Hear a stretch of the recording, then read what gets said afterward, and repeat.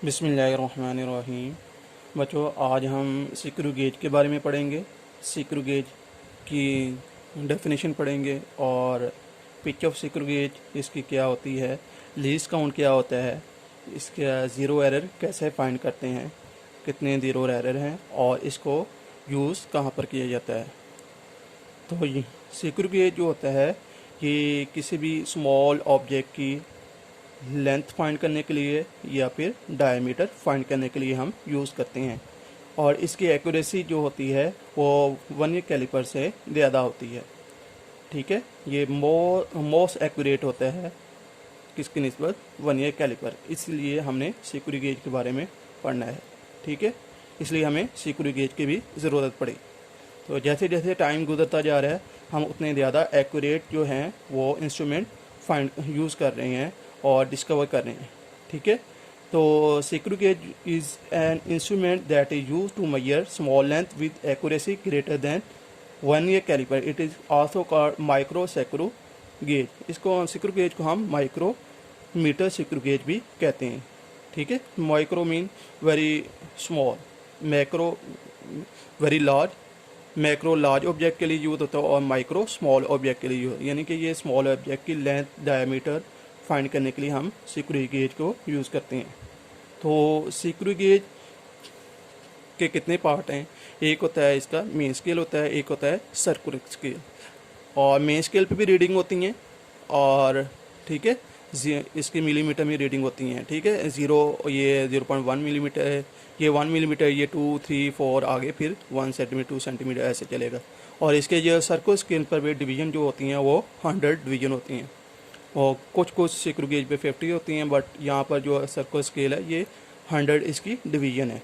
ठीक है, इसे हम रैचेट कहते हैं और इसे हम थिम्बल कहते हैं। और ये होलो सिलेंडर, ये अंदर से यानी कि खाली होता है, होलो मीन खाली, जो अंदर से एम्प्टी होता है। और ये जो आपका थिम्बल होता है, ये जो थिम्बल होता है स्क्रू गेज का, ये होलो सिलेंडर के साथ बिल्कुल फिट होता है। इसके अंदर वो जो होती हैं थ्रेडेड होती हैं और ऑन थ्रेडेड के दरमियान में 1 मिलीमीटर का डिफरेंस होता है। यानी कि अगर 1 मिलीमीटर डिफरेंस का होता है उसे हम पिच भी कहते हैं स्क्रू गेज की। The distance between the consecutive thread on the spindle is 1 millimetre. ठीक है, स्पिंडल पर कितना होता है थ्रेड का जो डिस्टेंस होता है, दो कंसेक्टिव थ्रेड का डिस्टेंस कितना होता है 1 मिलीमीटर। इसे हम pitch of the screw gauge भी कहते हैं। ठीक है, इनके अंदर नेट टाइप जिसे हम थ्रेड कहते हैं, ठीक है, उनका जो डिस्टेंस होता है वो कितना होता है जी 1 मिलीमीटर का होता है। अब इसके 100 डिवीजन है और जब ये हम पूरा एक सर्कुलर, इसे हम क्लॉकवाइज रोटेट भी कर सकते हैं, एंटी क्लॉकवाइज भी और क्लॉकवाइज। अगर हम क्लॉकवाइज रोटेट कराते जाएं तो ये बिल्कुल ये टाइट हो जाएगा, हमें टिक की आवाज़ आएगी। जब टिक की आवाज़ आ जाएगी ये अपनी रोटेशन मुकम्मल कर देगा। ठीक है, दोबारा से एंटी क्लॉकवाइज रोटेट कराएं। आपने जब एंटी क्लॉकवाइज पूरी एक रोटेशन कंप्लीट कराएंगे तो वो एक 100 डिवीजन होगी। ठीक है, वो जब आपने पूरी रोटेशन कंप्लीट करवा दी वो 100 डिवीजन हो जाए और इधर से आपका डिफरेंस पैदा हो जाएगा 1 मिलीमीटर का। तो ये 100 डिवीजन का आपका सर्कुलेट करेगा और 1 मिलीमीटर की ये मेन रीडिंग शो करवाएगा, तो 1/100 हो जाएगा। ठीक है, तो ये होता है आपका लीस्ट काउंट। ये अगर आप सर्कुलर स्केल को रोटेट करवाएंगे एंटी क्लॉकवाइज में तो आपके यहाँ पर जो डिफरेंस पैदा हो जाएगा 1 मिलीमीटर का हो जाएगा मेन स्केल पर। ठीक है, जब आप टू बार आप रोटेट करवाएंगे तो यहाँ पर 2 मिलीमीटर का मेन स्केल पे रीडिंग आपको शो होगी। जब आप 3 बार आप रोटेट कराएंगे या इसको सर्कुलर स्केल को, यहाँ पर 3 मिलीमीटर की रीडिंग हो जाएगी। तो आपने सिर्फ 1 कंप्लीट रोटेशन दी है तो वो 1/100। ठीक है, इसे हम कहते हैं लीस्ट काउंट। लीस्ट काउंट क्या होता है, pitch of the screw gauge divided by number of division on circular scale. Pitch of screw gauge कितने है आपकी 1 मिलीमीटर आई है। ठीक है, और number of division on circular scale आपने कितनी आई है, नंबर ऑफ डिवीजन यहाँ पर कितनी है 100 है, 1/100। ठीक है, 1/100 इज इक्वल टू 0.01 मिलीमीटर। ठीक है, और अगर हम सेंटीमीटर में लाना चाहते हैं तो 0.001 सेंटीमीटर। ये होता है आपका लीस्ट काउंट स्क्रू गेज का। इसके बाद आप एरर के बारे में पढ़ेंगे। सबसे पहले आप जब इंस्ट्रूमेंट चेक करते हैं उनमें एरर देखते हैं। अगर आपका जो होता है सर्कुलर स्केल का ज़ीरो और मेन स्केल के ज़ीरो के बिल्कुल सामने आ जाए, ये देखें, ये मेन स्केल का ज़ीरो और ये है आपका सर्कुलर स्केल का ज़ीरो, बिल्कुल आमने सामने होगा, तो क्या होगा आपका नो एरर, यानी कि ज़ीरो एरर होगा आपका। ठीक है, अगर आपका सर्कुलर स्केल अगर सर्कुलर स्केल का ज़ीरो नीचे रह जाता है तो आपका पॉजिटिव एरर होगा, अगर सर्कुलर स्केल का ज़ीरो ऊपर आता है तो आपका नेगेटिव एरर होगा। ठीक है, ये होते हैं आपके there are two type of error, positive error और नेगेटिव एरर। ये इसे बोलते हैं इंडेक्स लाइन।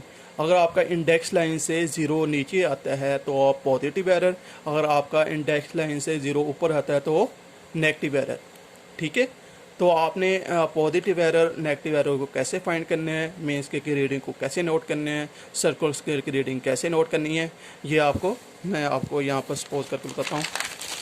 तो सबसे पहले आप देख लें इस तरह, अगर आपकी रोटेशन जो होती है वो आपकी 85 के जो है सामने आता है इंडेक्स लाइन के सामने, तो ये आपकी रोटेशन जो हुई है वो 2.5 है, नीचे आपका 0.5 का डिफरेंस है, ऊपर आपके 2.5 ये रीडिंग आ रही है मेन स्केल की, और 85 जो है बिल्कुल सामने है, तो आपने 2.5 प्लस 85 को ये जो है कंसाइड कर रहे हैं मेन स्केल के साथ, तो आपने 85 को लीस्ट काउंट से मल्टीप्लाई करना है। लीस्ट काउंट कितना है 0.01, तो आ जाएगा 3.35।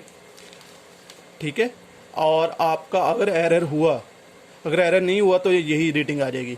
अगर एरर हुआ, ये फॉर एग्जांपल आपका 0.5 एरर आ रहा है, ये 0.5 पीछे हमने देखा है, ये देख लें, अगर आपका ज़ीरो जो है वो बिल्कुल नीचे आता है, ये देखें नीचे आ रहा है, इंडेक्स लाइन से 0.5 का डिस्टेंस है, तो आपने 0.5 जो रीडिंग है ना एक्चुअल रीडिंग के साथ, तो आपने उसे क्या कर देना है, सब्ट्रैक्ट कर देना है। ठीक है, अगर आपका पॉजिटिव एरर इट मीन आपकी ज़्यादा रीडिंग आ रही है तो आपने एरर को निकाल देना है।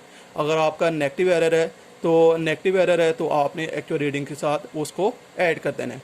तो आपका पॉजिटिव एरर हुआ तो आपने इतने एरर को निकाल देना है। अगर नेगेटिव एरर हुआ तो आपने 0.5 और लीस्ट काउंट से मल्टीप्लाई करेंगे, ये आ जाएगा। फिर अगर आपका नेगेटिव एरर हुआ यानी कि आपकी रीडिंग जो है वो कम शो हो रही है, तो आपने उस एरर को ऐड कर देना है और ये आ जाएगी आपकी। ठीक है, इस तरह वर्किंग है। आपकी बुक भी एग्जांपल है, तो आपकी बुक वाली जो एग्जांपल है वो भी इस तरह ही है। ये देख लें, मेन स्केल की रीडिंग जो है वो 0 ही है, सर्कुलर स्केल जो रीडिंग है कंसाइड कर रहा है वो 24 है। ये ठीक है, ये 24 हो जाएगी। ये देखें, ये 20, 21, 22, 23 एंड 24 पर कंसाइड कर रहा है। इसको लीस्ट काउंट से मल्टीप्लाई किया और ये आपका एरर आ गया। ठीक है, ये और ज़ीरो करेक्शन जो होता है वो नेगेटिव में होता है। ठीक है, इसके बाद उसने ये वाली रीडिंग ली हुई है। और number of division on circular scale base suppose इसने लिखी है। हमारा जो सर्कुलर स्केल पे 100 थी, यहाँ पर उसने ली हुई है एग्जांपल में 85 ली है। 85 को लीस्ट काउंट से मल्टीप्लाई किया 0.85 और कितना डिफरेंस पैदा हुआ है, उसने देखा कि मेन स्केल पे 1 मिलीमीटर का डिफरेंस है। 1 मिलीमीटर को 0.85 था मल्टीप्लाई प्लस किया तो 1.85, तो एरर था आपका पॉजिटिव एरर था, उस एक्चुअल रीडिंग के साथ आपने माइनस कर दिया 1.61 मिलीमीटर में आ जाएगा। ये था आपका लीस्ट काउंट, ये था आपका स्क्रू गेज। ये एक्चुअल में ये लैब में यूज़ करते हैं, प्रैक्टिकल में आता होता है और ये आपने करना होता है। तो इसमें आपने बच्चों याद कर लेना है इसका लीस्ट काउंट क्या होता है, ज़ीरो एरर आपने फाइंड करना है। ज़ीरो एरर की डेफिनेशन है यहाँ पर, ये ज़ीरो एरर है और ये आपका पॉजिटिव एरर के बारे में बताया हुआ है। और ठीक है, और ये आपका नेगेटिव एरर के बारे में बताया हुआ है। ठीक, और इसके पहले आपने ये चीज़ें देख लेनी है। लीस्ट काउंट क्या होता है, लीस्ट काउंट यहाँ से आपने डेफिनेशन याद कर लेनी है, यहाँ से लेकर ये सारा याद करें और ये वाला, और इसके बाद आप याद करें ये व्हाट इज स्क्रू गेज ये 3 लाइन लिख दें और ये पिच की डेफिनेशन यहाँ से लिख दें। और अगर आप कंस्ट्रक्शन लिखना चाहते हैं तो इनके पार्ट लिख देंगे, मेन स्केल, सर्कुलर स्केल और थिम्बल है, और ये स्टड होता है, ये स्पिंडल, और इसे हम इंडेक्स लाइन कहते हैं, और ये पूरे को मेन स्केल बोलते हैं, इसको हम सर्कुलर स्केल बोलते हैं, इन तमाम को हम थिम्बल भी बोलते हैं। ये इसे हम होलो सिलेंडर या स्लीव भी बोलते हैं। ठीक है, ये था आपका आज का लेक्चर।